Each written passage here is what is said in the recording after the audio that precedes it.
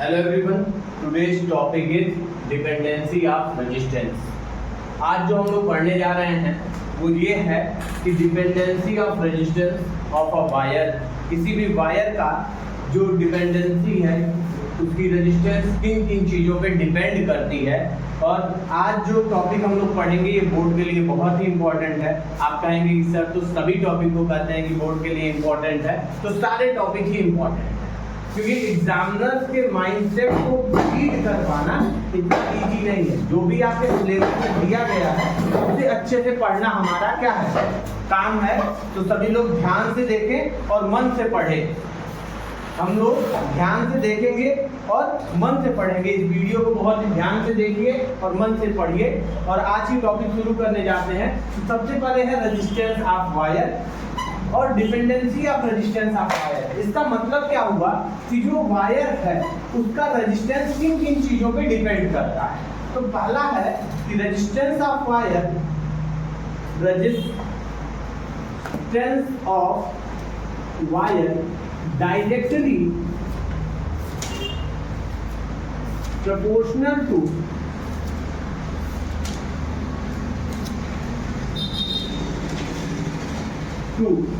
length of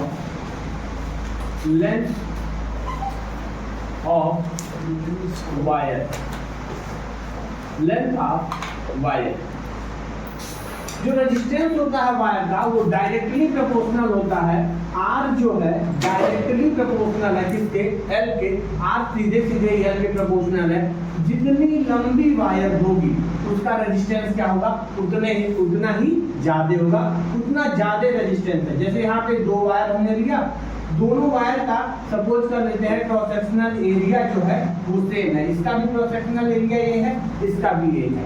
लेकिन यहाँ पे जो लेंथ है L is equal to 2 centimetre है, यहाँ L is equal to 4 centimetre है। अब जो रेजिस्टेंस होगा बेटा, जो रेजिस्टेंस है इस वायर का वो R डैश है, इस वायर का रेजिस्टेंस R है।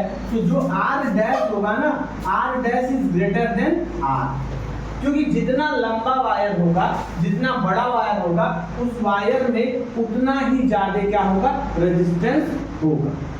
क्यों होगा, क्योंकि यहाँ पे अगर इलेक्ट्रॉन्स फ्लो कर रहे हैं तो यहाँ पे नंबर ऑफ कर्नल्स क्या होंगे, कम होंगे, जो उसको बैरियर की तरह यूज होगा, बैरियर की तरह उसके फ्लो में बैरियर होंगे, वो क्या होंगे, कम होंगे।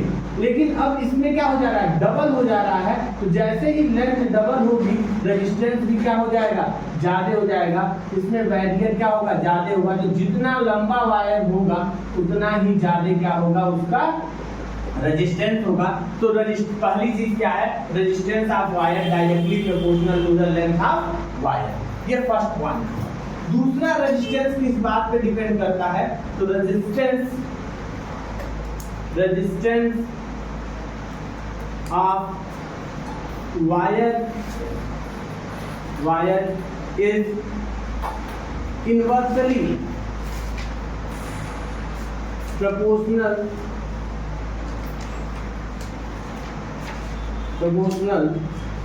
to the inversely proportional to the area of cross section, area of cross section. जो एरिया ऑफ क्रॉस सेक्शन है यानी R is inversely proportional to the A, यानी अगर कोई वायर ज्यादा एरिया का है, ये वायर जैसे इस वायर का एरिया ज्यादा है, अगर इस वायर का एरिया ऑफ क्रॉस सेक्शन क्या है, ज्यादा है, और दूसरे वायर का एरिया ऑफ क्रॉस सेक्शन क्या है, कम है, और यहाँ पे रेजिस्टेंस R है और यहाँ रेजिस्टेंस क्या है, पतले वायर में R डैश है, यहाँ एरिया ऑफ क्रॉस सेक्शन देखिए बहुत ही कम है इसके रिस्पेक्ट में। तो जब एरिया ऑफ क्रॉस सेक्शन ज्यादा होगा तो जितना एरिया ऑफ क्रॉस सेक्शन ज्यादा होगा उसमें गैपिंग भी ज्यादा होगी, इसमें गैपिंग भी ज्यादा है। तो जब गैप ज्यादा होगा तो आप समझ सकते हैं कि बैरियर, इलेक्ट्रॉन के फ्लो में बैरियर भी क्या हो जाएगा, कम हो जाएगा। तो यहाँ इलेक्ट्रॉन इजीली फ्लो कर जाएगा, इजीली फ्लो करेगा।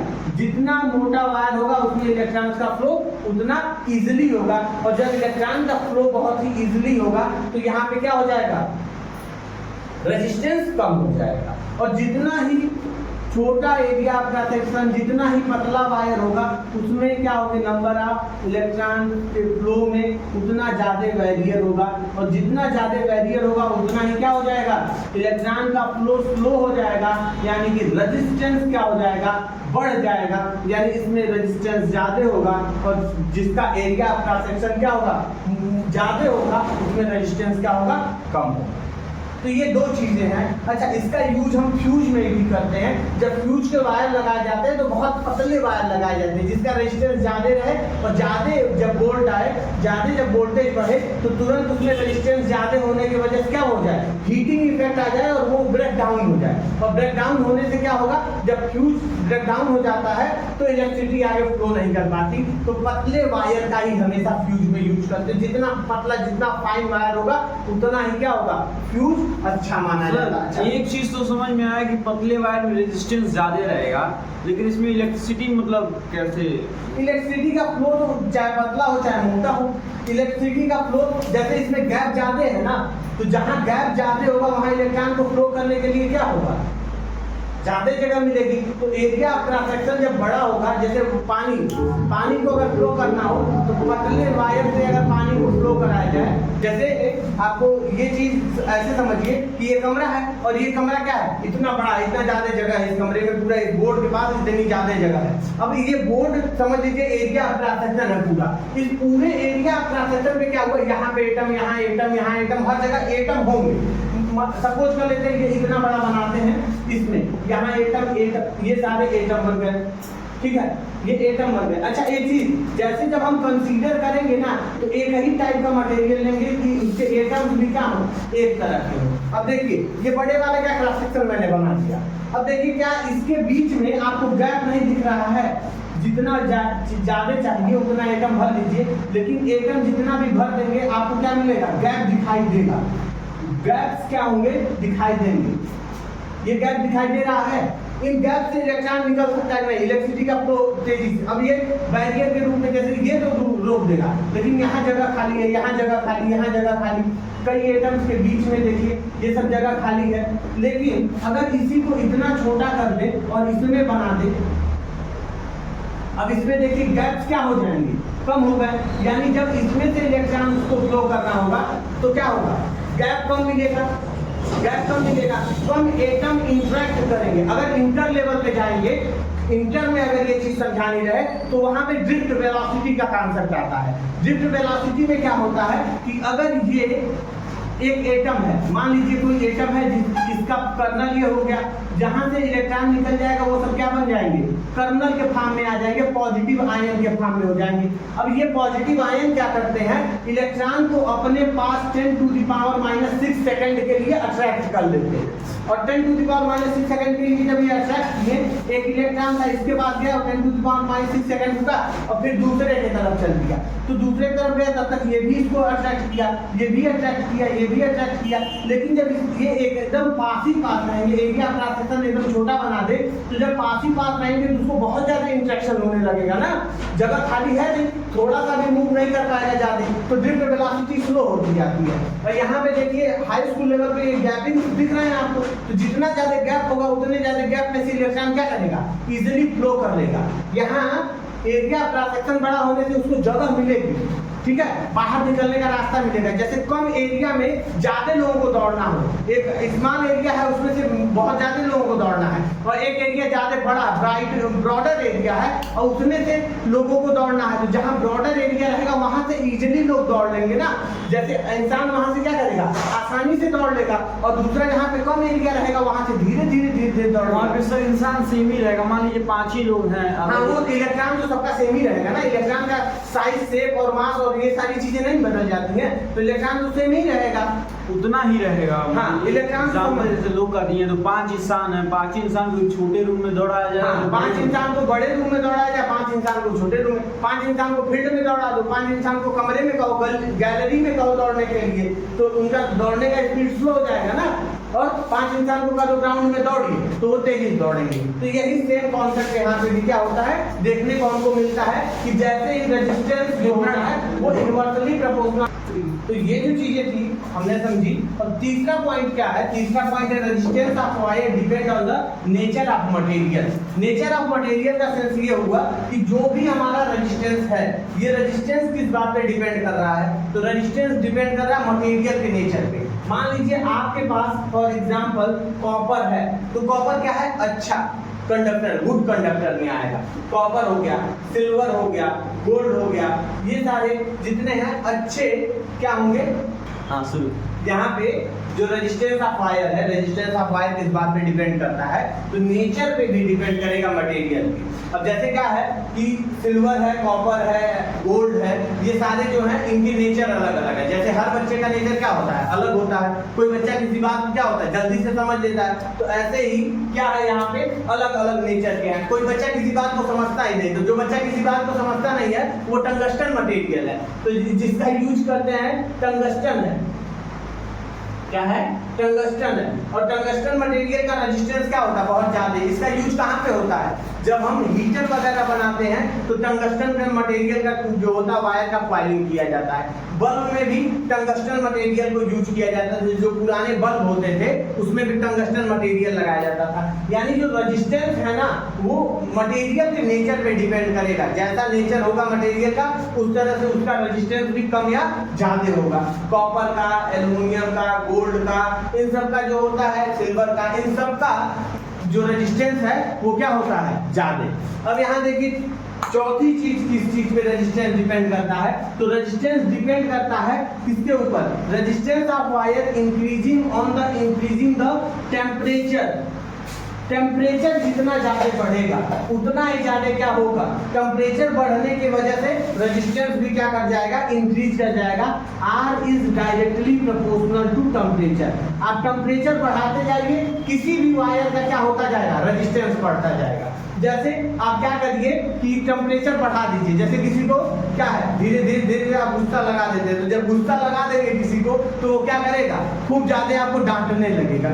बात आई समझ में। सर गर्मी में तो रेजिस्टेंस बढ़ जाता होगा। हाँ, गर्मी में रेजिस्टेंस क्या होता है, बढ़ेगा। बात आई समझ में, ठीक है।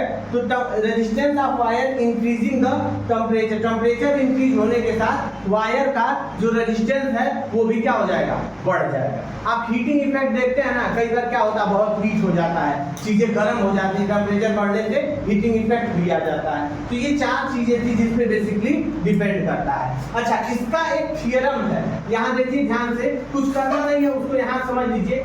R is directly proportional to L, R is directly inversely proportional to 1/A, और अगर इन दोनों को जोड़ दिया जाए तो R is proportional to L/A हो जाएगा। प्रोपोर्शनलिटी का सिंबल हटाएंगे तो लगाएंगे रो।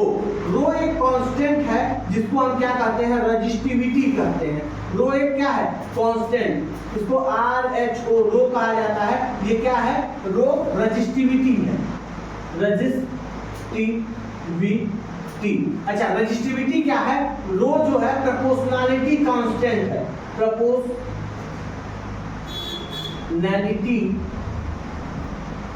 कांस्टेंट, प्रोपोर्शनलिटी कांस्टेंट है। अच्छा, इस प्रोपोर्शनलिटी कांस्टेंट के बारे में अगर ध्यान से देखिए तो जो रो होता है ना, वो R से क्या, R और रो में क्या रिलेशन है, ध्यान से देखिए। रो इज इक्वल टू क्या हो जाता है, यहाँ पे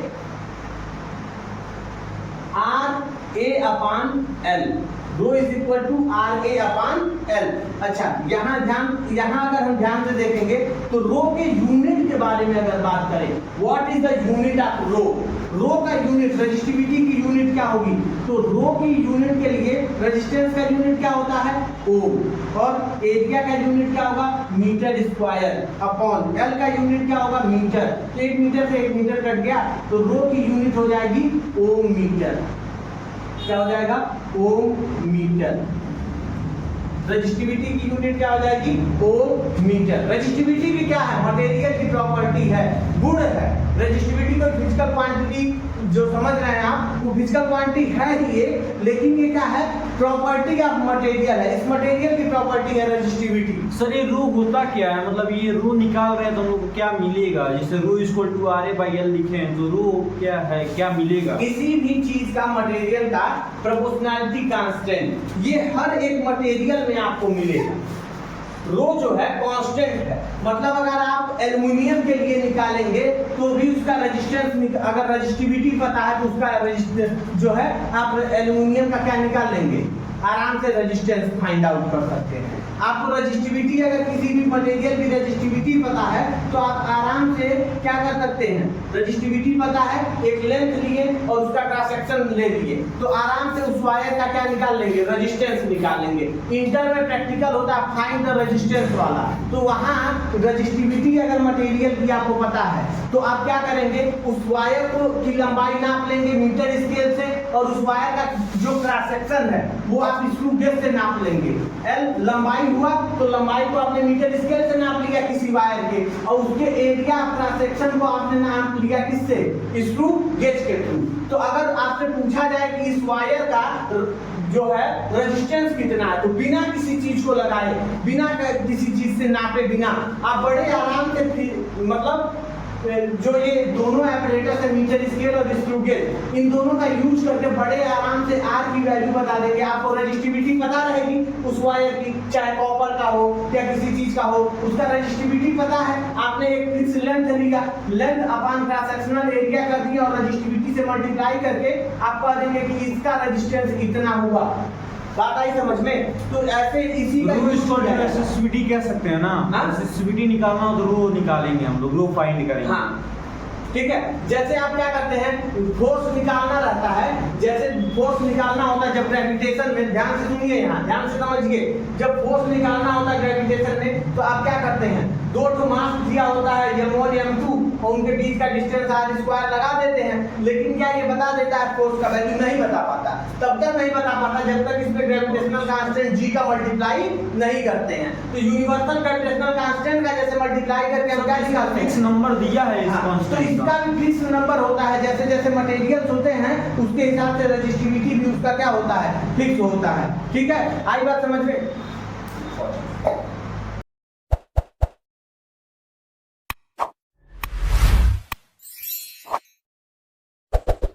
A few moments later. Question पूछा था सर रो का क्या है रो एक्चुअल में? रो एक प्रॉपर्टी है मटेरियल की, इसी प्रॉपर्टी की वजह से रेजिस्टेंस आता है। जैसे रेजिस्टेंस क्या है कि फिजिकल क्वांटिटी है, लेकिन रेजिस्टिविटी क्या है, मटेरियल की प्रॉपर्टी है, समझे? रेजिस्टिविटी क्या है, प्रॉपर्टी। जैसे तुम्हारे अंदर क्या होता है, प्रॉपर्टी है कि तुम्हारी ये प्रॉपर्टी है कि हम क्या करेंगे, हमारे पास खाना खाएंगे तो एनर्जी आएगा, तो एनर्जी खाने के अंदर रखा हुआ है, तो हम ये नहीं कहते कि खाना खाने से क्या होगा, एनर्जी आएगा। हम क्या करते हैं, खाना खाने से हमको एनर्जी मिली, ठीक है, खाना खाने से हमको एनर्जी आई नहीं, हमको एनर्जी मिली। तो रेजिस्टेंस उसी तरह से क्या है, फिजिकल क्वांटिटी है R, लेकिन रेजिस्टिविटी क्या है, इंट्रिंसिक प्रॉपर्टी है मटेरियल के अंदर की, मटेरियल की प्रॉपर्टी। जैसे हम जब किसी मटेरियल को लेते हैं कहते हैं ये मटेरियल हार्ड है, ये मटेरियल सॉफ्ट है, ठीक है, ये आदमी बहुत खराब बोलता है, जैसे अनुराग सर बहुत खराब बोलते हैं, ठीक, तो आई बात समझ में? तो ये क्या है कि रेजिस्टिविटी क्या है, प्रॉपर्टी है मटेरियल की, और इस प्रॉपर्टी की वजह से किसी भी मटेरियल के अंदर क्या आता है, रेजिस्टेंस आता है। रेजिस्टेंस रजिस्टिविटी की वजह से आता है, किसी भी जितना रेजिस्टिविटी होगा उस मटेरियल के हिसाब से उसका रेजिस्टेंस बनेगा। अब जैसे यहाँ पे मैंने कुछ लिख दिया इसीलिए आप लोग समझाने के लिए कि यहाँ पे कुछ मटेरियल है, पहले मैंने 4-5 मटेरियल ऐसे दिए जो कंडक्टर है, बीच में एक एलॉय लिख दिया और नीचे लिखा है मैंने इंसुलेटर के बारे में। अब ध्यान से समझिएगा, सिल्वर की रेजिस्टिविटी है 1.6 × 10⁻⁸। अभी मैंने जो फार्मूला बताया था रेजिस्टेंस फाइंड करने का, R = ρ। मान लीजिए आपने ये लिखा कि 1.6 × 10⁻⁸ ओम मीटर, इसका क्या है, रेजिस्टिविटी है। R = ρ × L/A हम करने जा रहे हैं। अगर हम मान लेते हैं कि 1 मीटर लेंथ हमने लिया, किसके, सिल्वर के एक वायर का 1 मीटर लेंथ लिए, 1 मीटर लेंथ है इसका, और क्या ले लिए, एरिया ले लिए, उसका एरिया का क्रॉस सेक्शन जो है ना वो भी हम 1 मीटर स्क्वायर ले लेते हैं। इससे क्या होगा, हमारा क्वेश्चन लगाने में आसान हो जाएगा। 1 मीटर से मीटर कैंसिल हो गया, अब यहाँ 1 मीटर बचा, उससे ये कैंसिल हो गया। अब देखिए यहाँ पे 1 का 1 कुछ हुआ ही नहीं, रेजिस्टेंस R = कितना आ गया, 1.6 × 10⁻⁸ ओम। यानी इस रेजिस्टिविटी की वजह से हमने क्या निकाल दिया, रेजिस्टेंस। अब किसका रेजिस्टेंस निकाल लिया, सिल्वर का। अगर आपसे कहा जाए कि सिल्वर का 1 मीटर लंबा वायर ले, चांदी का 1 मीटर लंबा वायर ले और उसका एरिया 1 मीटर स्क्वायर हो, 1 मीटर स्क्वायर का उसका एरिया क्रॉस सेक्शन हो, 1 मीटर स्क्वायर का एरिया क्रॉस सेक्शन है उसका, तो उसका रेजिस्टेंस कितना होगा आपने बड़े आसानी से बता दिया, 1.6 × 10⁻⁸। इस तरह से आप किसी भी मटेरियल का आप क्या निकाल सकते हैं, रेजिस्टेंस बता सकते हैं। बस आपको क्या पता होना चाहिए, रेजिस्टिविटी। अब देखिए यहीं पे 1.6 × 10⁻⁸ दिया है। हम ग्लास ले लेते हैं अगर, तो ग्लास में देखिए क्या होगा कि ग्लास का अगर लिए तो रेजिस्टेंस, यहाँ ग्लास की रेजिस्टिविटी 10⁻10 दिया है, 10⁻10 है, 10⁻10 ओम मीटर इंटू इसका भी 1 मीटर लंबा वायर लिए और उस वायर का क्रॉस सेक्शनल एरिया क्या था, 1 मीटर स्क्वायर था। तो अगर ग्लास का लिए तो 1 मीटर स्क्वायर, यहाँ भी मीटर से मीटर कैंसिल, 1 मीटर से मीटर कैंसिल, 1 का मल्टीप्लाई 1, 10⁻10 ओम। अब यहाँ देखिए रेजिस्टेंस कितना ज्यादा आया, सिल्वर में 10⁻⁸ में है और इसमें प्लस में है, तो ये क्या हो जाएगा, इतना ज्यादा रेजिस्टेंस है, इसीलिए ग्लास को क्या कहा जाता है, इंसुलेटर कहा जाता है। तो यहाँ पे कुछ रेजिस्टिविटी और रेजिस्टेंस का वैल्यू दिया हुआ है सर, तो ये रबर के आप रेजिस्टेंस निकाल, रबर में और ज्यादा होता है रेजिस्टेंस और ज्यादा। हाँ, रबर का रेजिस्टेंस इससे ज्यादा होता है, ग्लास से भी ज्यादा होता है। रेजिस्टेंस उसका 10⁻13 के अप्रॉक्स होता है, 10⁻13 के अप्रॉक्स। तो इसको नोट कर लीजिए और इस पे न्यूमेरिकल इसी तरह से लगाते हैं कि आपको अगर ये पता हो, लेंथ दिया रहेगा, एरिया दिया रहेगा, मल्टीप्लाई करके सॉल्यूशन निकाल सकते हैं। वैल्यू में चेंजिंग जो होगी, आपका लेंथ बदल सकता है, एरिया क्रॉस सेक्शन बदल सकता है।